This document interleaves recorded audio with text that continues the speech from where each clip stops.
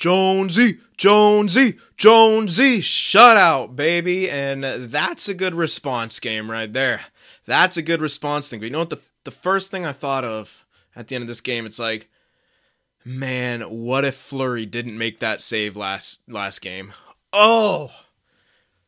Could be a stranglehold, but series is tied 2 games apiece, man. Doesn't matter what may have happened. It's a great series, and series is tied 2 games apiece, and like 2 games have gone to overtime. The other 2 games, one team just, ran away with it, and we got ourselves a series, man. It's a best of 3 now, heading back into Vegas. This next game is extremely important. This next game is monumentally huge, and wow, just, yeah. The Sharks did everything that they needed to do in this game. I mean, it started off, the first period was very even. You could even maybe argue Vegas got the more quality scoring opportunities, but Jonesy was good, some good defense to wrap it up, and getting the first goal, Marcus Sorensen. My goodness, can this kid skate or what, man? Oh, just a crazy. And yeah, you can argue that Eric Fair had the interference in there, but there was a lot of blown calls in this game. Like, I mean, if you're gonna saying that, yeah, not all of them result in goals, but I mean, hey, shit happens. Refs can't see anything. The game is fast. I've tried to try to watch a hockey game and try to pick up on things that are going on out there. It's extremely tough, but like I said, there definitely was soft calls both ways, and there was missed calls both ways. So it's still an evenly reffed game, as inconsistent as they are. At least they were sort of even with it. I mean, it did. I'm even being a bit generous. I did think there was a bit more like soft calls going in Teal's direction, but whatever. Doesn't matter. We got the victory in the end. But yeah. And then towards the end, Vegas turned into Anaheim all of a sudden, and Will Carrier and decided to go full Corey Perry, and you never go full Corey Perry, okay, Carrier? Don't go full Corey Perry. And keep in mind, this is the same guy who kneed Dylan DeMello, so this guy needs to be sang a song, in my opinion. But whatever, maybe that can wait till next year. League should have sang him a song after that knee, but whatever. Doesn't matter now, again, in the past. So let's start at the top in that first period. After that first goal by Sorensen, the Sharks just started, I think, to kind of push a bit harder. And that's where they kind of maybe started to take that momentum away from them. And then, of course, that the late goal by Donskoy. What the hell is Vegas doing? That was 1980s USSR style hockey right there. They quit playing. Period's over. The forwards weren't back checking. The defense just gave Donskoy the blue line. Like, that's just reckless. And then Marc-Andre Fleury, probably wish he had that one back, but there was a screen, but at the same time, Sharks are finding ways to solve Marc-Andre Fleury, and that's big.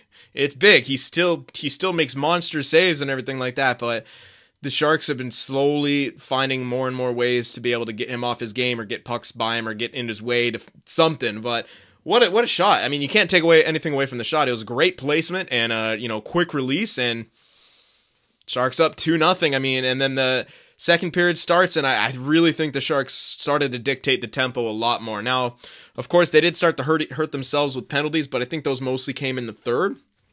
Yeah, I'm pretty sure. Yeah. I'm actually gonna pull it up.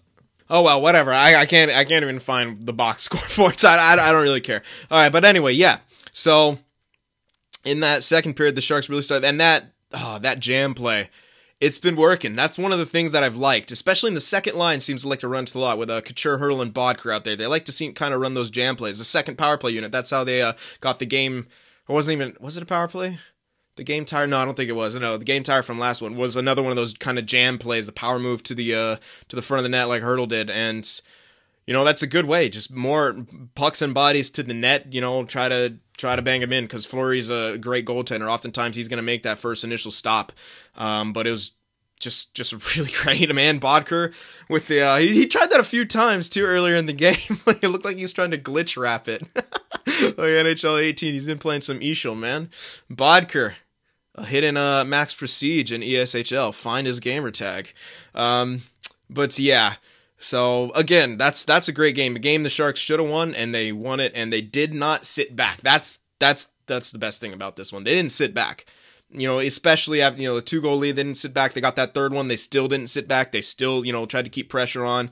Obviously the penalties were kind of bad at some points, but the Sharks penalty kill was great, and Martin Jones was greater. I mean, he was on his game tonight, and the thing about, I think the biggest difference between Joner and Fleury is, like, their technique is so different that, like, I think Jones is just making huge saves. A lot of these are just massive saves, but he's just so controlled and so just technically sound that sometimes they may not look, you know, huge and massive, but, like, make no mistake, these are a lot of these are grade A scoring chances coming at him. Like the one where he had to, I think it was March or so on the doorstep, where he had to, like, shift over and he had to, like, be kind of aggressive, come out and get his, you know, he covered all the bases, and it was just a great save, just on and that was on one of those on one of the Vegas's many power plays, and, you know, just great work on the PK in general tonight. I mean, Vegas has a deadly power play, and they've been finding ways to capitalize against the Sharks. And I think earlier in the game, too, on one of their first ones, they hit a post, too, I'm pretty sure. Yeah, I think in the first period, they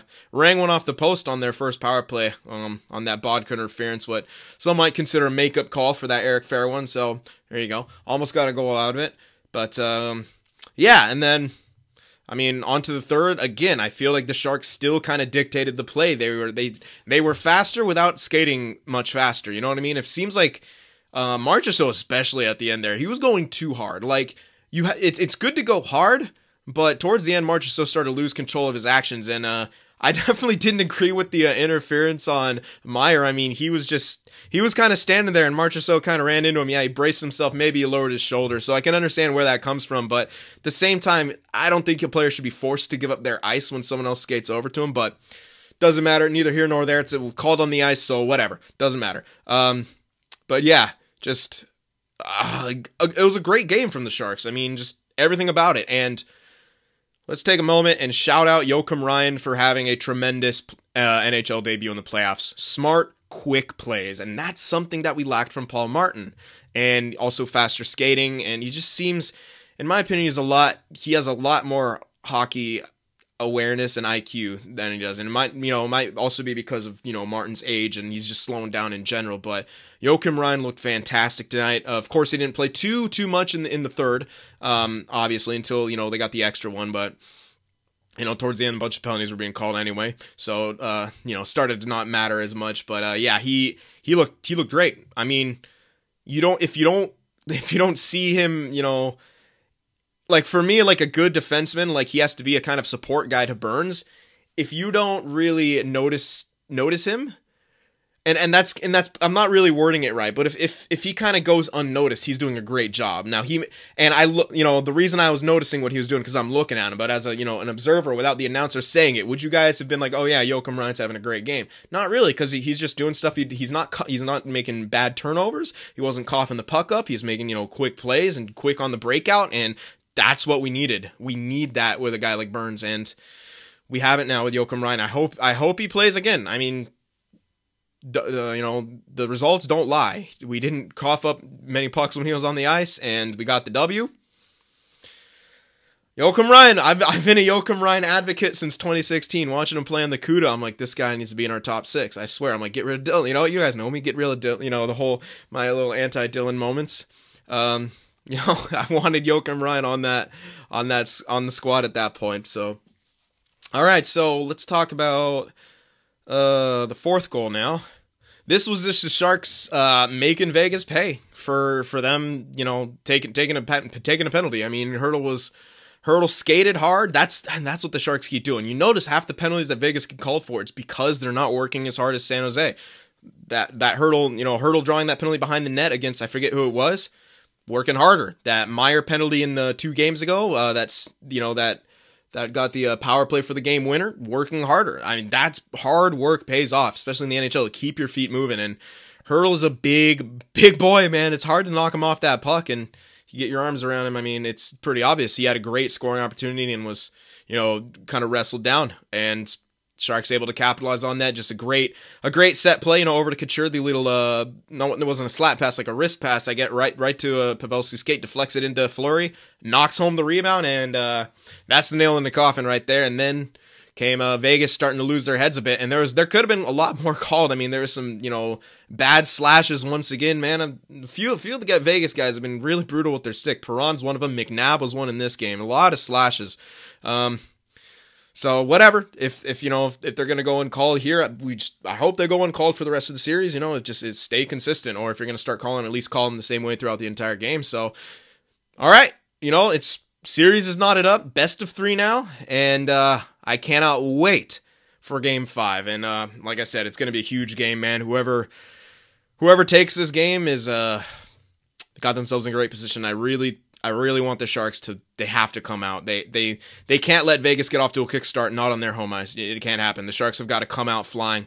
They have to, man. They really do. So Game 5 is going to be huge, man. But let me know what you guys thought about this game. It was great, solid effort from the Sharks, and Jonesy played rock solid and got himself a well-earned shutout. So there we have it, guys. I hope you enjoyed this. Remember to leave that like, and I'll see you in the next one.